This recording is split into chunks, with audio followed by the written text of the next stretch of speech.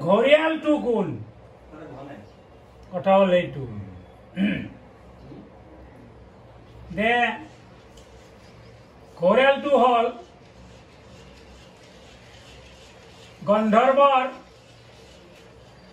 গন্ধৰ্বৰ এজন মানে দ্ৰু নামে এজন পুৰুষ নাম তেওঁ মানে মত্যত আহি পুখুৰীত গা ধুই আছিল গা ধুই থাকাতে এনেতে দেৱল মুনিয়ে পানী মানে গা ধুব যায় আৰু হুৱেও তাতে গা ধুই আছিল আৰু সেই হুৱে ঋষিৰ ভৰিখন টানি নিছি পানীৰ তলত গেল যেতিয়া টানি নিছিল তেতিয়া ঋষিয়ে চিন্তা কৰলা কাইনো টানে ইয়াত দেখোন লক্ষণটো ঘৰিয়ালৰ দৰে গতিকে সেই দেৱল মুনিয়ে খাপ দিছি তুমি ঘৰিয়ালে হৈ থাকা তেতিয়া ঋষি মানে হুৱে আহি মানে ঋষিক প্ৰণাম কৰলা প্ৰভু ময়ে আপোনাক ধেমালি কৰিছিলোঁ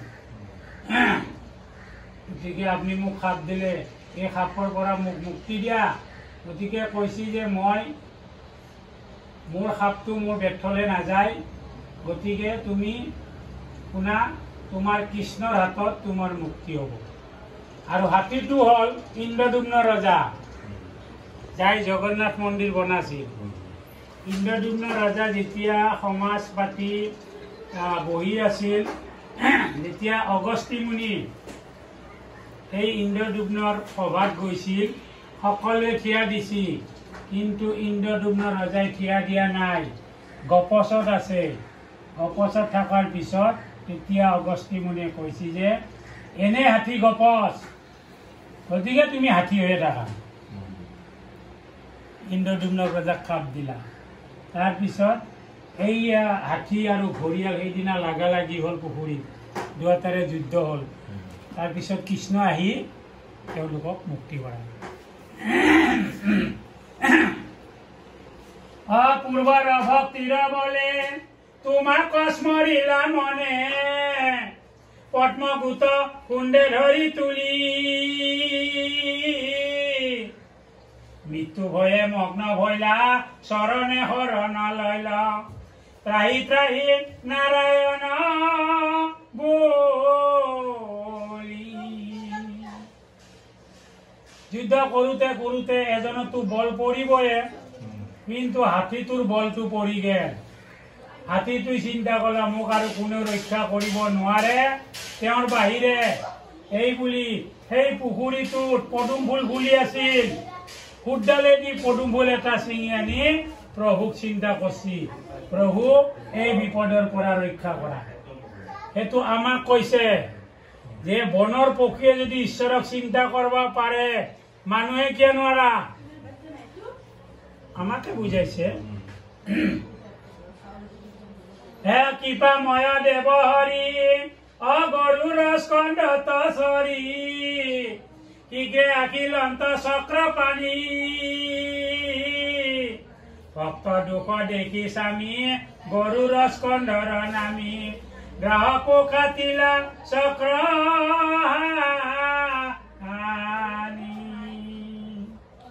তেতিয়া প্ৰভুই কৃপাময় দেৱহৰিয়ে গৰুৰ বাহনত উঠি আহি সেই গৰুৰ পৰা নামি তেওঁ চক্ৰখান এৰি দিলে তেতিয়া গ্ৰাহৰ মূৰটো কাটা গ'ল হাতীটো মুক্তি পালে আৰু ঘৰিয়ালটো মুক্তি পালে হে কৃপাময় কৃষ্ণ স্বামী প্ৰিয় গুৰু ইষ্ট চৰণে শৰণ মাত্ৰ লৈল অগীতা গুৰু অটছয় পণ্ডিত সংকোচ হয় মই মূৰ্খ পদয়াৰ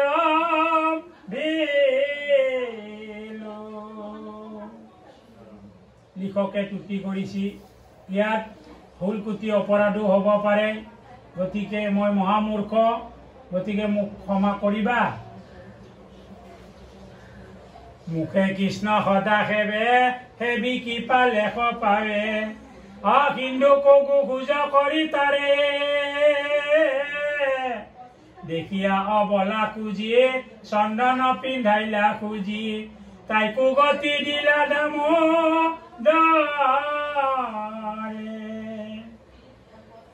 মুখেদি কৃষ্ণৰ নাম লোৱা, হাত দুখানেদি তেওঁক প্ৰণাম কৰা, তেওঁৰ কৰ্ম কৰা। হিন্দু মানে সাগৰ, গৰু খোজটো যেনেকে পাৰ হব পাৰি, তেতিয়া সাগৰটো তেনেকে পাৰ হব পাৰি। এতিয়া তুলনা দিছি কুজি, কুজিয়ে যেতিয়া কৃষ্ণক চন্দন পিন্ধালা, তেওঁ ৰূপৱতী কন্যা হল, আৰু তেতিয়া কৃষ্ণই তেওঁক আলিংগন দিলে। কুজি কোন? কুজি স্বৰ্গৰে এজন অপেশ্বৰী, তেওঁৰ নাম হানুবিন্দা। তেওঁৰ নাম হানুবিন্দা। যেতিয়া কাশ্যপ মুনি যায় তাতে উপস্থিত হৈছিল, আৰু কাশ্যপ মুনিক দেখা পাই বৰ হাঁহিছিল, ঠাট্টা কৰিছিল। তেতিয়া কাশ্যপ মুনিয়ে অভিশাপ দিছিল, তই মনুষ্য হৈ জন্ম ল। তেতিয়া তেওঁ আহি কেতাৰ যুগত তেওঁ শূৰ্পণখা হ'ল, ৰাৱণৰ বৈনাক শূৰ্পণখা হ'ল, আৰু দাপৰত আহি কুজি হ'ল। যেতিয়া কুজি হ'ল, সদায় কংসৰ কাৰণে চন্দন লৈ গৈছিল। কৃষ্ণ আৰু বলৰাম যেতিয়া গুচি গৈছিল মথুৰাত, তেতিয়া কুজি কলা আমাকো এটা চন্দন দিয়া। তেতিয়া তেওঁ কৃষ্ণক চন্দন পিন্ধালা। চন্দন পিন্ধে তেওঁ খোজটো নাইকিয়া হ'ল আৰু ৰূপৱতী কন্যা হ'ল। এতিয়া তেওঁ আলিংগন দিলে। যেহ নকুকিল পক্ষী, অতি যে কুৎসিত দেখি, বাক্য হানি শুনিতে সুন্দৰ। যদি শাস্ত্ৰ নজানয়, কৃষ্ণ কয়ো দেখি কয়, তবু হয় সংসাৰৰ পাৰ। কুলি চৰাই দেখাত বৰ বেয়া, কিন্তু মাতটো বৰ সুন্দৰ। যদি শাস্ত্ৰ নাজানে, কৃষ্ণৰ কথা আলোচনা কৰে, অন্তত অৰ্থাৎ শেষত তেওঁৰ নাম লৈয়ে পাৰ হ'ব পাৰি। মানুহ চিৰদিনীয়া নহয়, মানুহ চিৰদিনীয়া নহয়। তেওঁৰ জানো শেষত নামটো আহে, কৃষ্ণৰ নামটো। ৰাম নাম কৰা দৈ, পাপৰ ভাণ্ডাৰে জুই, অদখু দিশে বেৰি পুৰে তাৰ। জীৱাৰহে শেষ ভাগ, কৃষ্ণ নামে পায়ালা, পাপৰ প্ৰলয় কৰে ৰাম নাম একবাৰে লো, যিবিলাক পাপ আছিল সেই পাপবিলাক চাৰখাৰ হয়, ধ্বংস হৈ যায়। ঈশ্বৰৰ নাম সদায় ল'ব লাগে। কৃষ্ণই কৈছে গীতাত, অৰ্জুনক কোৱা মানে আমাকে কৈছে, তুমি যতে ভাবা তাতে আছো। কৃষ্ণই কৈছে যতে ভাবা।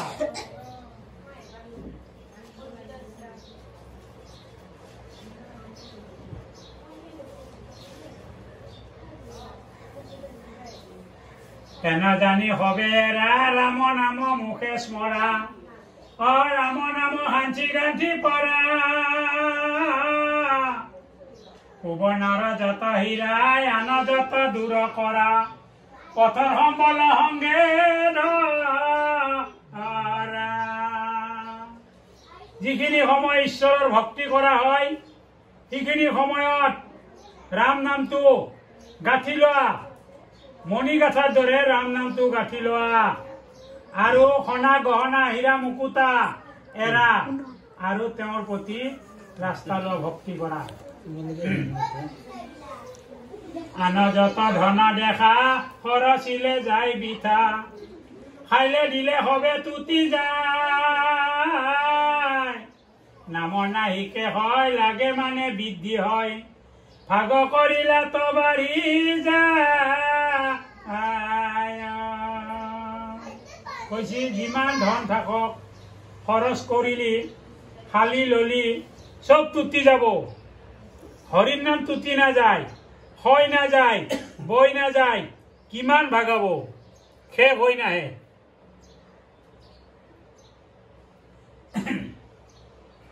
একো মতে হয় নাই, চোৰে নেনে নপলাই, নষ্ট নোহে অগ্নি জলে পৰি। লুৰি নেনে লুৰিয়াৰে ডকাইতেও পৰি হৰে ৰজায়ো নলয় তাক ডৰি চুৰেও নিব নোৱাৰে হৰিৰ নামটো কোনো যুদ্ধ কৰিও নষ্ট নহয় ডকাইতেও বোলে এৰি থৈ যায় ৰজায়ো তাক দণ্ড নলয় পাঠে বোলে যদুপতি চৰণত কৰুণতি তব অনুগ্ৰহে হব ভৈলা হইলা ভগৱান দেহাত্মা বিবেক জ্ঞান অযত মোহ হব দূৰ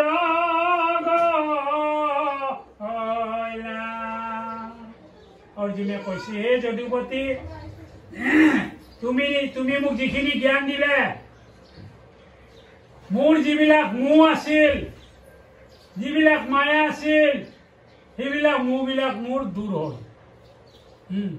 যুদ্ধত গৈছে কৃষ্ণই লৈ গৈছে অৰ্জুনক দাদা খুৰা ভাই ভাগিন সকলোকো দেখা পাইছে গতিকে তাকে কৈছে মই এইবিলাকক মাৰি মোৰ দ্বাৰাই নহ'ব মই ৰাজ্য নালাগে মোক কৰ্মৰ কহিলা তত ভক্তিহে ভক্তিও সাধন যত সৃষ্টিলৈ শুনিলো বিস্তৰ দশম অধ্যায় হন্তে কহিলা যেন মতে অবোলা যত মই চৰাচৰ